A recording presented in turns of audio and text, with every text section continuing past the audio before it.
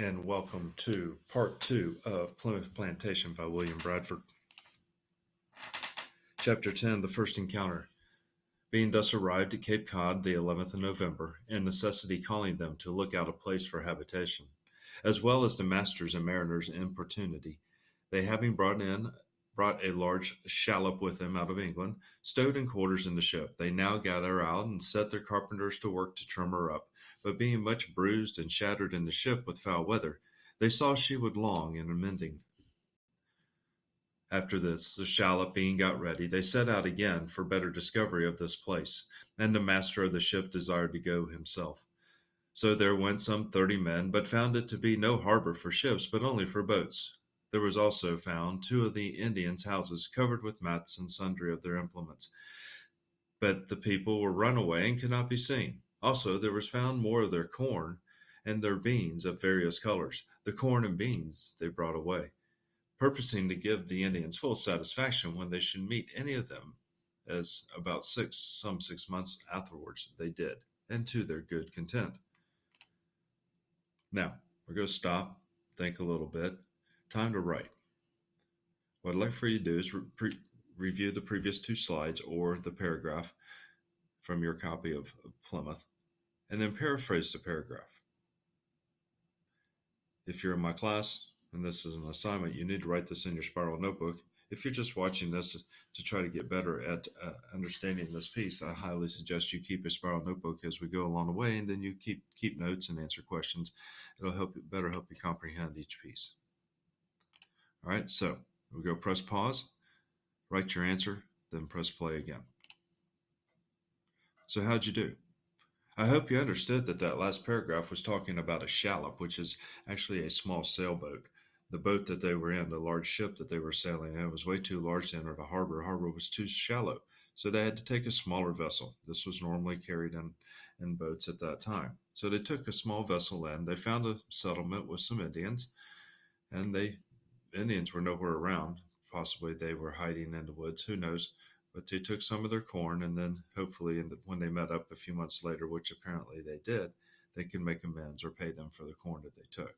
So I hope you were able to find a summary or paraphrase something to that aspect, and let's try to practice writing that in your spiral notebook.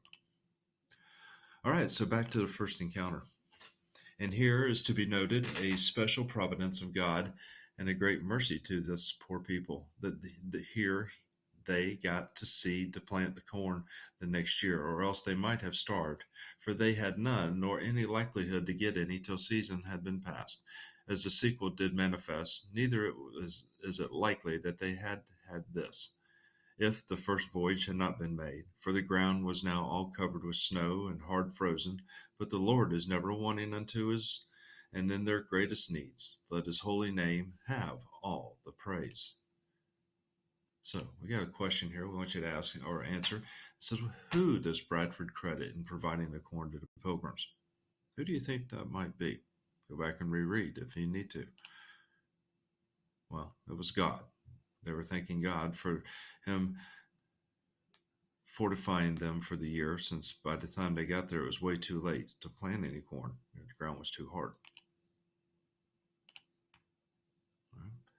What theme does this section develop? The pilgrims are facing the challenges, that's are, not art, sorry, facing the challenges of a new frontier consisting of a different kind of people, rough living conditions, difficulty finding food sources, and winter is shortly on the way. Continuing with the first encounter, the month of November spent in these affairs and much foul weather falling in. The 6th of December, they sent out their shallop again with 10 of their principal men and some seamen, upon further discovery, intending to circulate that deep bay of Cape Cod. The weather was very cold, and it froze so hard as the spray of the sea, lighting on their coats. They were as if they had been glazed. The next night they landed and made them a barricade, as usually they did every night, with logs, stakes, and thick pine boughs, the height of a man, leaving it open to leeward and partly to shelter them from the wind and cold, making their fire in the middle and lying round about it. and partly to defend them from any sudden assaults of the savages. If they should surround them, so being very wary, they betook them to rest. So here's an important question. Why do the men need a barricade? What do you think? Okay. There's two reasons. The answer is in the sentence. The next night they landed and made them a barricade, as they usually did every night, with logs, stakes, and thick pine boughs, the height of a man, leaving it open to leeward, partly to shelter them from the cold and wind, making their fire in the middle and lying round about it, and partly to defend them from any sudden assaults of the savages if they should surround them. Did you see it? Did you see it? Did you find it? Did you find the answer to the previous question? There it is. Partly to shelter them from the cold and the wind, and partly to defend them in case anybody was to attack them. Okay? Make sure you have this documented right in your book. Highlight, annotate all those good things. More about the first encounter. But about midnight they heard a hideous and a great cry, and their sentinel called, "Arm, arm!" So they bestrided him and stood to their arms and shot off a couple of muskets, and then the noise ceased. They concluded it was the company of wolves or such like wild beast, for one of the seamen told them that he had often heard such noise in Newfoundland. So they rested till about 5 o'clock in the morning, for the tide, and their purpose to go from thence made them to be stirring betimes. So after prayer they prepared for the breakfast, and it being day dawning, it was the thought best to be carrying things down to the boat. But some said it was not best to carry the arms down. Others said they would be the readier, for they had lapped them up in their coats from the dew. But some of the 3 or 4 would not carry theirs till they want themselves. Yet, as it fell out, the water being not high enough, they laid them down on the bank inside and came up for breakfast. But presently, all on the sudden, they heard a great and strange cry, which they knew to be the same voices they heard in the night, though they varied their notes, and one of their company, being abroad, came running in and cried, "Men, Indians, Indians!" and withal their arrows came flying amongst them. Their men ran with all their speed to recover their arms, as by the good providence of God they did. In the meantime, of those that were ready, the 2 muskets were discharged at them, and 2 more stood ready in the entrance of their rendezvous. But they were commanded not to shoot until they could take full aim at them. And the other 2 charged again with all speed, for there were only 4 had arms, there, and defended the barricade, which was first assaulted. The cry of the Indians was dreadful, especially when they saw the men run out of the rendezvous toward the shallop to recover their arms, the Indians wheeling about upon them.